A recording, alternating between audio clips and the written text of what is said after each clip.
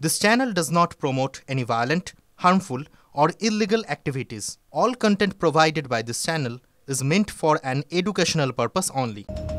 অন্যদিকে বাড়ি ভাড়া দিয়েছিলেন বৃদ্ধা, যাকে ভাড়া দিয়েছিলেন, যাদের ভাড়া দিয়েছিলেন সেই বৃদ্ধার বাড়ি জমি দখল করে নেওয়া হয়েছে। অভিযোগ এমনটাই, পুলিশে অভিযোগ জানিয়েছেন, কিন্তু লাভ হয়নি কোনো। অবশেষে বাড়ি ফিরে পেতে অবস্থানে বসেছেন অশীতিপর সেই বৃদ্ধা।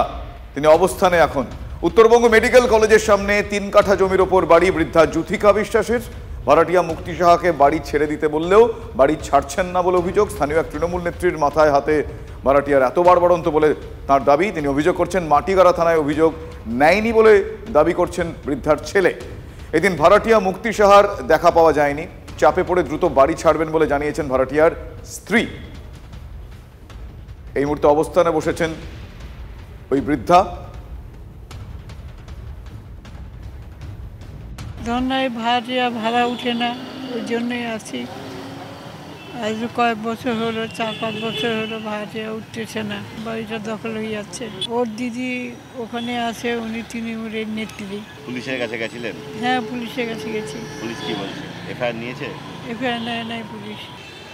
আপনার তো স্বামী নেই বোধহয়? না, উনি তো, ওনার জন্য তো মারা গেল। সংসার ওই একটা ঘর ভাড়া আছে, ওটা দিয়ে চলে সংসার। তৃণমূল নেত্রী হচ্ছে আরতি সাহা, ওনার দিদি হয়, মুক্তি সাহা দিদি। এর পিছনে উনি সামনাসামনি না এসে উনি তারা ভাইকে উস্কাচ্ছে, এবং ওর এক দাদা আছে সঞ্জীব শাহ। এদের দুজনের উস্কানিতে ওরা চাচ্ছে যে জমিটাকে হরপ করার জন্য। আমরা এফআইআর করেছিলাম আমাদের মেডিকেল থানাতে, সেখানে আমাদের এফআইআর কপিটা রিসিভ করেনি উনি করতে পারতো, কিন্তু উনি করলেন না। উনি বললেন আপনারা বসেটা মিটমাট করেন। এটা কি প্রশাসন করবে না আমরা করব? আপনারা কি মানে কেন ছাড়ছেন না কেন? আমাদের সামনে মার্চে ছেলেদের পরীক্ষা আছে বলেছে, তো পরীক্ষা শেষ হলে আমরা করছি। উনি বলছেন যে দখল করার চেষ্টা হচ্ছে, ভুলভাল বলছেন। উত্তরবঙ্গ মেডিকেল কলেজ সংলগ্ন ঠিকনিকাটা এলাকায় এটা ওই অশীতিপর বৃদ্ধার বাড়ি। বেশ কিছুটা জমির উপর ঘর বানিয়ে ভাড়া দিয়েছিলেন কিছু অর্থ উপার্জন করবেন বলে। বৃদ্ধার দাবি এই জমি সহ বাড়ি এখন কার্যত বেদখল হতে বসেছে। তার আরও অভিযোগ, স্থানীয় এক তৃণমূল নেত্রী, তার আত্মীয় এখানে আছেন, প্রভাব বলে এই বাড়ি এবং জমি দখলের চেষ্টা হচ্ছে। ওই তৃণমূল নেত্রী অবশ্য সামনে আসেননি। যারা এই বাড়িতে আছেন তারা বলছেন তারা মার্চে উঠে যাবেন, কিন্তু গত কয়েক বছর ধরেই তারা এই জমি এবং বাড়ি দখল করে রেখেছেন বলে বৃদ্ধার অভিযোগ।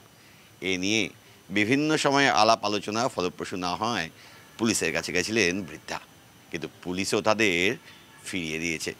এ থানা থেকে ও ফাঁড়ি, ও ফাঁড়ি থেকে ও থানা, ঘুরতে ঘুরতে শেষমেশ বৃদ্ধা কার্যত গান্ধী মূর্তি পাদদেশে ধর্নায় বসেছেন। দাবি একটাই, তার জমি এবং বাড়ি ফিরিয়ে দিক প্রশাসন। ক্যামেরায় দীপায়নের সঙ্গে প্রসেনজিৎ, TV9 বাংলা, শিলিগুড়ি।